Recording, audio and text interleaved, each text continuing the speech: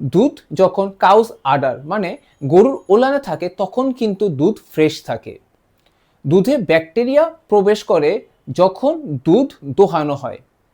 এই ব্যাকটেরিয়া প্রবেশ করে হাতের মাধ্যমে, এই ব্যাকটেরিয়া প্রবেশ করে যে পাত্র বা কন্টেনারে দুধ রাখা হয় সেখানে ব্যাকটেরিয়া থাকতে পারে, অথবা এই ব্যাকটেরিয়া প্রবেশ করে বাতাসের মাধ্যমে।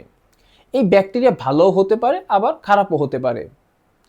তাই কাঁচা দুধ খুব তাড়াতাড়ি নষ্ট হয়ে যায়। এজন্য দুধকে পাস্তুরাইজড করা হয়।